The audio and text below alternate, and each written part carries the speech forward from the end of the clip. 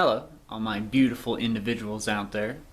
If this is the first time you've ever come to this channel, here I burn stimulus checks, I burn flags, and I talk about the far right. So let's get into it. This is going to be an interesting video because I'm actually going to be burning two flags in one video. Don't know how we're going to do it here, but we'll figure it out.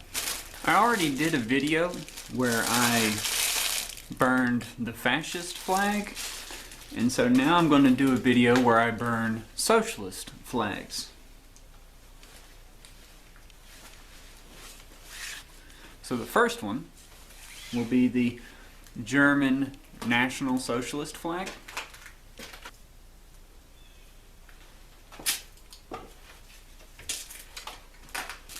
And the other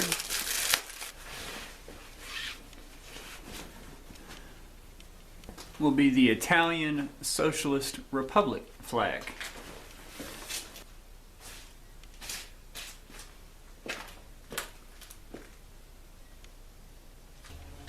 Alright, so I already did the video where I burned the fascist flag, which was the first Italian flag under Benito Mussolini. This is actually the second flag that was flown under Benito Mussolini. However, this was the Italian flag after Nazi Germany took over Italy and turned it into a puppet of the Nazis. As you can see, this flag actually has the faggot on it, and it's being clutched in the talons by the eagle. Quite similar to the Nazi symbol where you have the eagle clutching the swastika. This is actually quite a insulting flag for the Nazis to put the Italians under, because it's literally saying that your fascist party is under our control. We, the Nazis, now control you. Then, of course, you know about this flag. Most people do. This was the German National Socialist flag. Now, of course, people will say, that wasn't real socialism. That was National Socialism. And then, of course, those same people will look at this flag and say, that wasn't real socialism. That was Republican socialism. Of course, these are the same people who today say, we're not socialists. We're democratic socialists. As somebody who is far right, who is anti-SA or anti-socialist action, I am against Republican socialism. I'm against democratic socialism. I'm against National Socialism. I'm against global socialism. I'm against inclusive socialism. I'm against exclusive socialism. I'm against communism. And guess what, folks? I'm against fascism. Because all of those things are socialist in nature. They are left-wing. They are collectivist. I'm far right. I'm individualist. I'm against all of that. Now, I've pretty much covered the Italians and the fascists. So, mostly I'm going to be talking about the Nazis and Nazism. Although the fascists of Italy and the Nazis of Germany were pretty similar, they were also pretty different too. Both Benito Mussolini and Adolf Hitler, when they were coming up in their youth, were a part of socialist groups in their countries. They were both striving for the socialist cause, for the workers to unite. But they both decided that the workers of their country was where their focus needed to be, not the workers of the world. One of the differences was that Benito Mussolini had kind of retired the term socialism. He had moved on and basically kind of seen the term socialism as a lost cause. He wanted to just completely reinvent it, and that's what he did. He called it fascism. Whereas Adolf Hitler didn't want to surrender ground. He didn't want to allow other people who said that they were socialists to essentially desecrate or degrade the term. Adolf Hitler believed that the term socialism could be saved. He wasn't going to give up on it. This is why, after Italy rebelled against Benito Mussolini and his fascists and kicked Benito Mussolini out of power, when the socialists of Germany moved in and took over Italy, they put Benito Mussolini back in power, and they've got his faggot here, his fascismo, on the flag, but it's under the control of the eagle. They changed the name. They made him the Italian Socialist Republic. So they were socialist republicans. They weren't fascists anymore. Up until that point, the fascists, well, they were authoritarian, but they were anti-Semites. In fact, the Nazis really hated how the fascists treated the Jews. Because you see, the fascists, they didn't make Jews wear the Star of David. They didn't make Jews, they didn't round them up and put them in concentration camps to make them work. They didn't kick them out of the country. They didn't try to round them up and exterminate them. None of that. Nazis are infamously remembered as being genocidal, massacring millions of people. But the fascists, they didn't do any of that.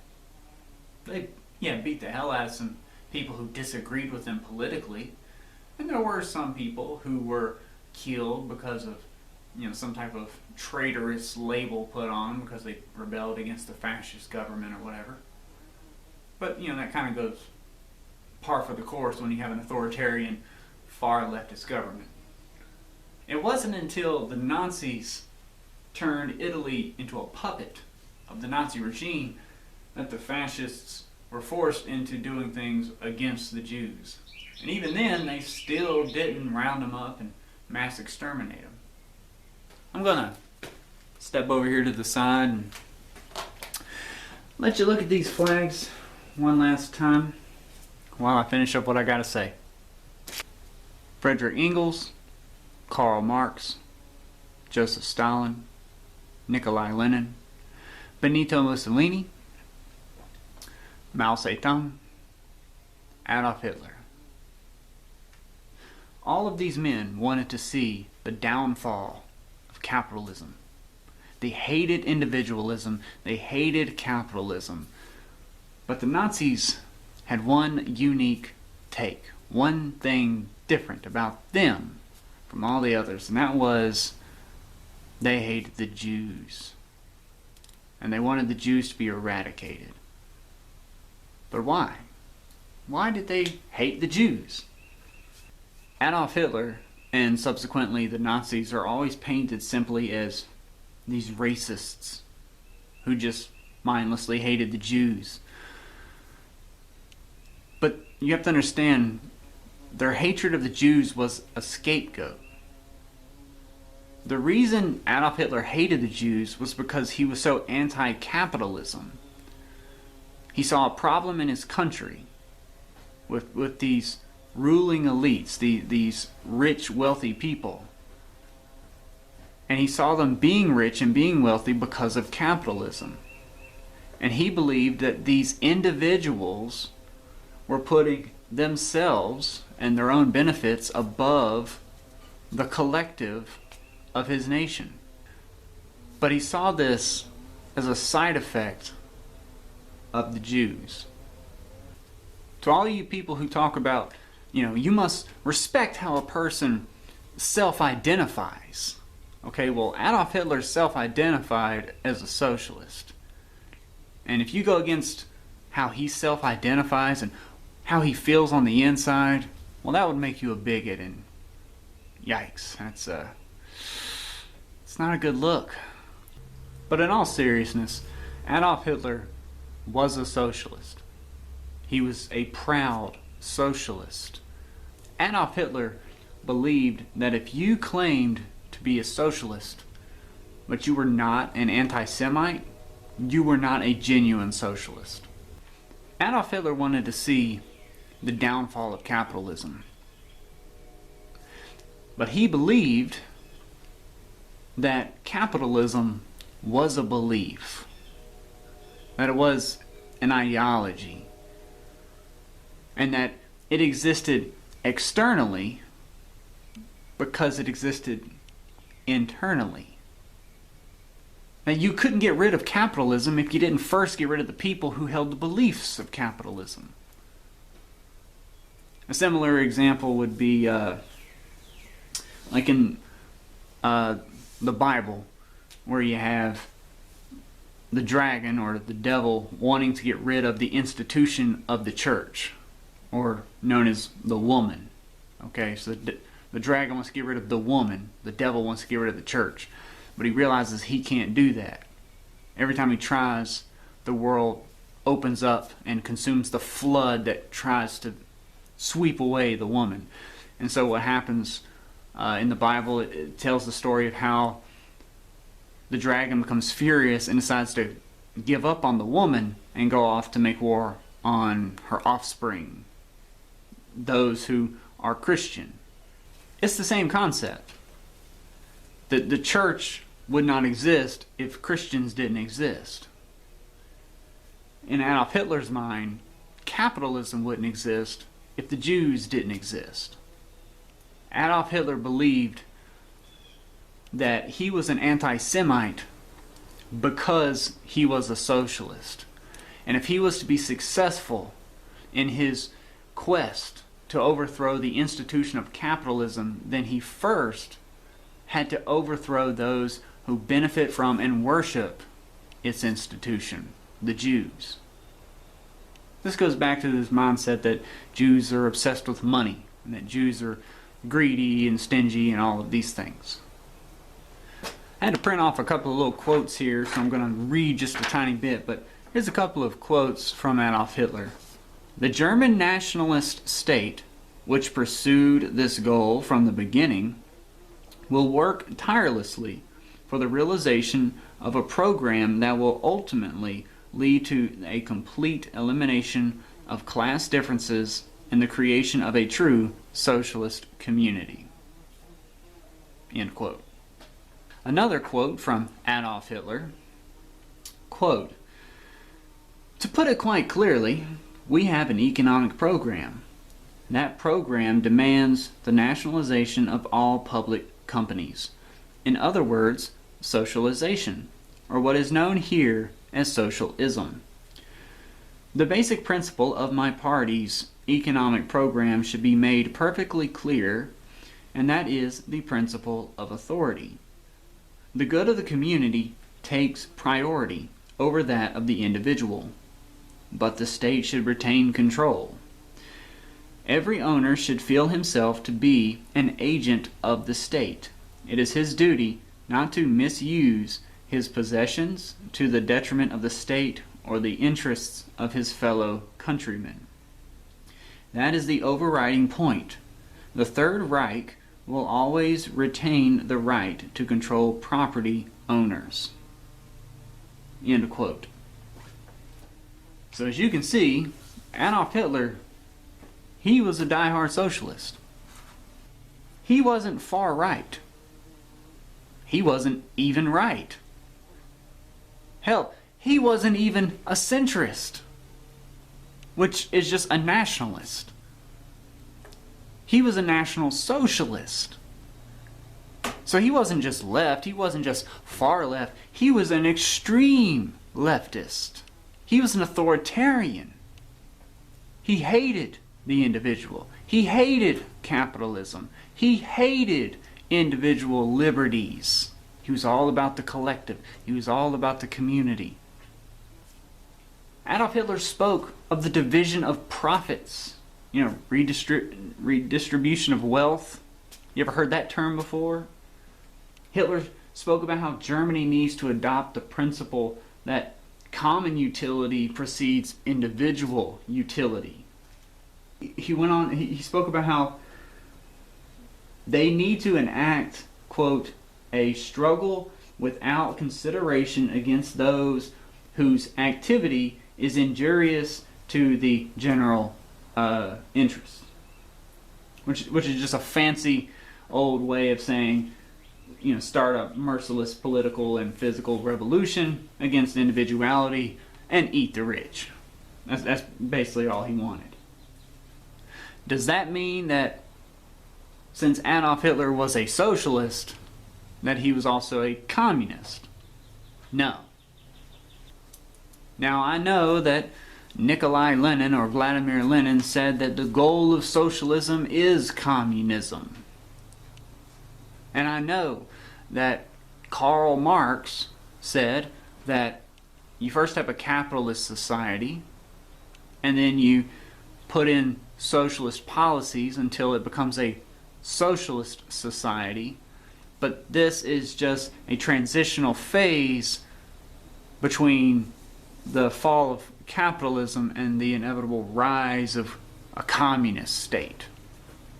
Even if Vladimir Lenin and Karl Marx are correct that socialism is just that stepping stone between capitalism and communism, that doesn't necessarily mean that if you get to socialism you're going to get to communism.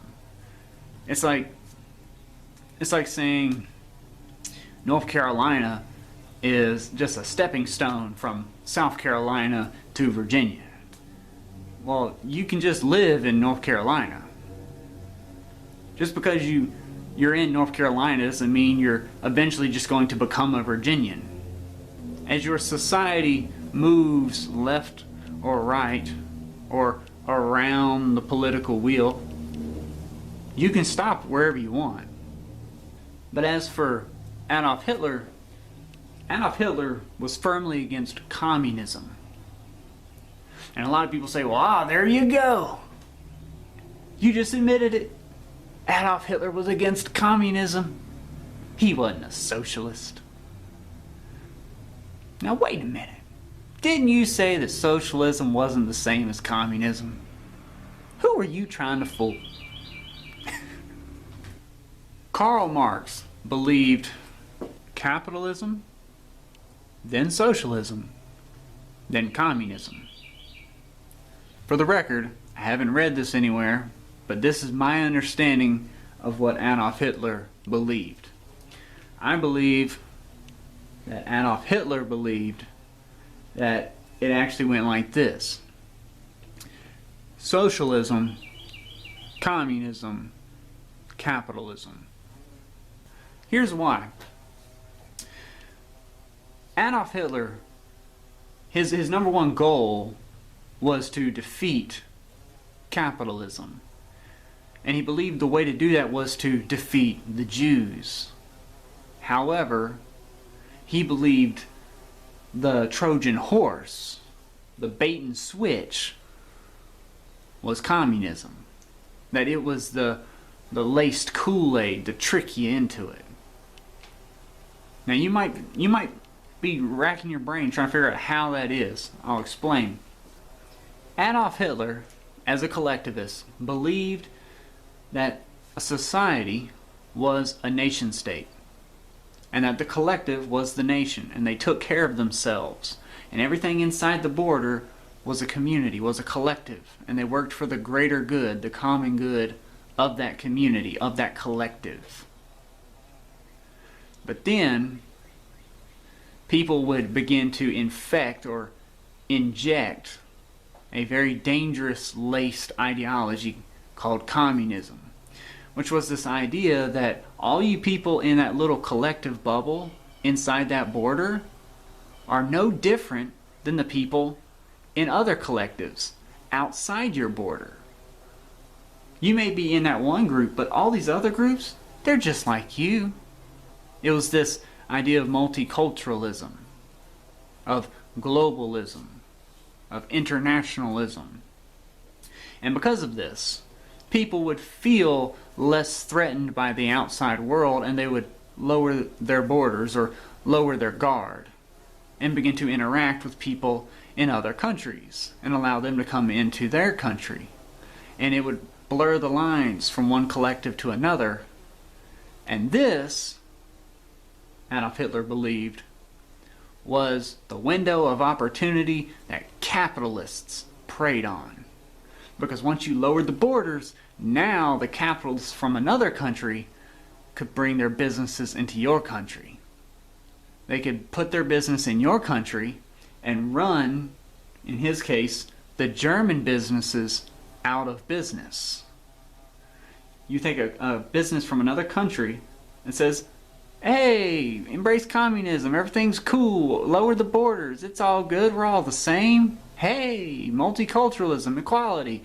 You drop the borders, and then they put their business in your country, and it banks up all your small businesses in your country, and they get a monopoly.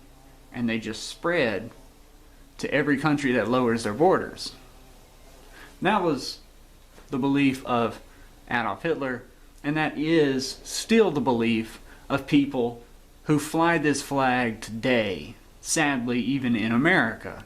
Modern day Americans who are neo-Nazis, they are not on the right. They're not right-wing, they're not far-right, they're definitely not extreme right. Neo-Nazis are either far left or extreme left. They are socialists, they are anti-capitalists, and they're also anti-communist, which they see as globalism, which they see as internationalism. Just go to any neo-Nazi website. Go to their personal website, to their safe space, and read how they self-identify. Read what they talk about, what they promote. All of these neo-Nazis, they're anti-capitalist, they're pro-socialist, they are collectivists, they are anti-individual. Adolf Hitler said, make sure I read it correctly, communism is not socialism. Marxism is not socialism. Marxists have stolen the term and confused its meaning. We are not internationalists. Our socialism is national. End quote. So, same thing with Benito Mussolini. So, they, like I said, they were similar, but there are differences. In America, there is this thing called the alt-right. And the alt-right, as far as I know, was started by a man named Richard Spencer. If he didn't start it, he's certainly the face of it now. He's the main spokesman of it. First and foremost, he can call his group the alt-right, but they're not right-wing. I personally have never heard him refer to it as far-right. But if he did, he's wrong. I am far right. And he and I are very far apart. Those who are alt-right are really alt-left. They are an alternative of the left, particularly the far left. Because the alt-left are collectivists. They are socialists. They have no respect for the individual. They have no respect for freedom. Their focus is security.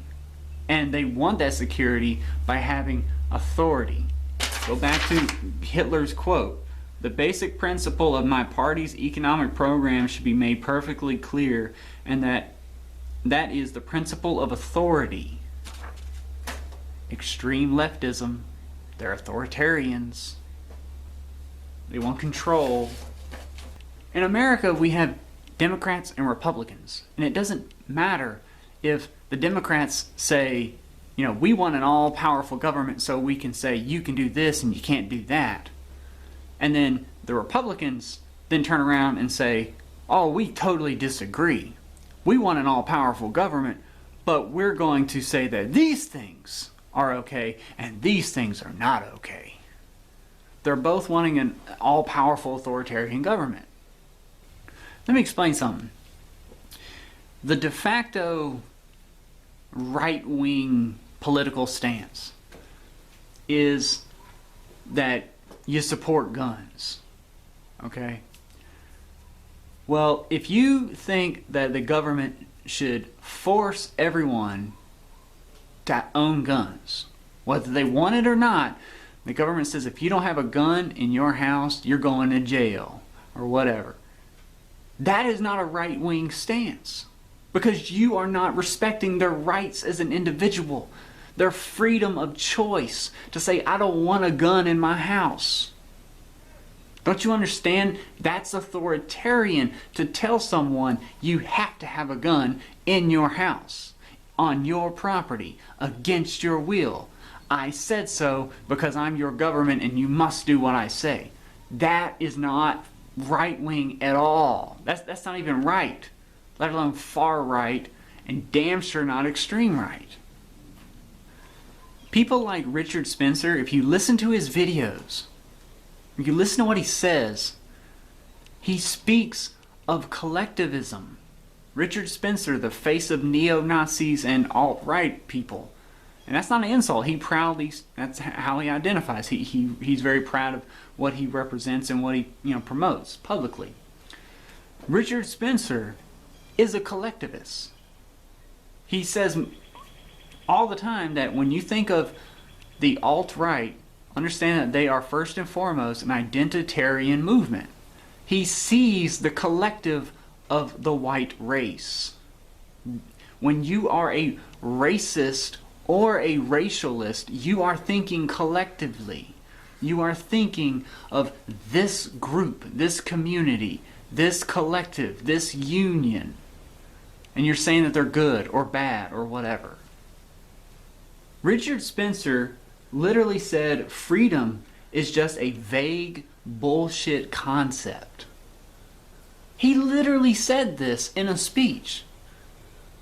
He said we cannot be unified by freedom because freedom is just a vague bullshit concept.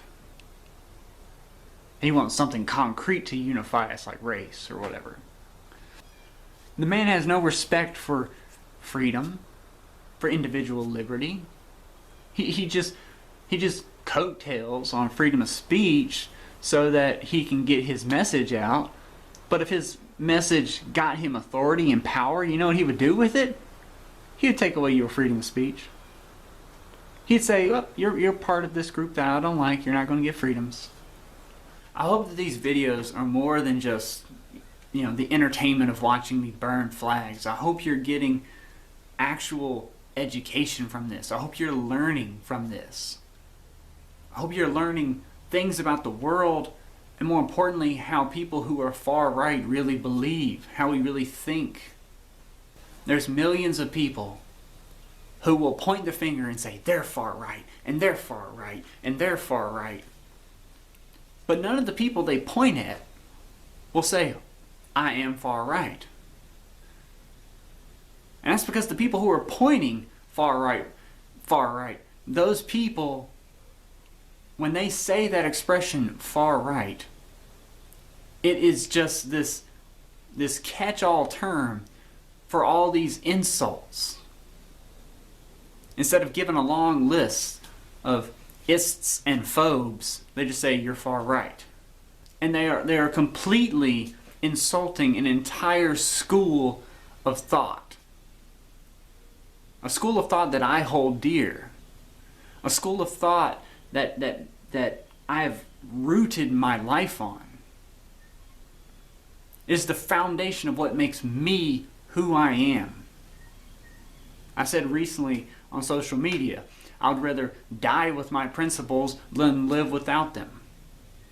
Individuals like me are not spoken for by this imagery. And individuals like me don't speak for this kind of shit. People think this country and the world is divided into only two things, left or right. There's so much more than that. Because if you're on the left is very different from the center. And the left is very different from the far left. And the same thing goes on the other side. If you're right-wingers are very different from centrists. And right-wingers are very different from far-rightists. And the same goes for the extreme left and the extreme right. By the way, the person or people that I bought the Nazi flag from, they gave me this little holographic sticker. You know, so I guess they thought I'd put that on my binder, you know, for all my friends at school. Yeah, man, check out my cool Nazi sticker. I don't think they would let me sit at the cool kids table if they saw this on my little binder. So I'll burn that too.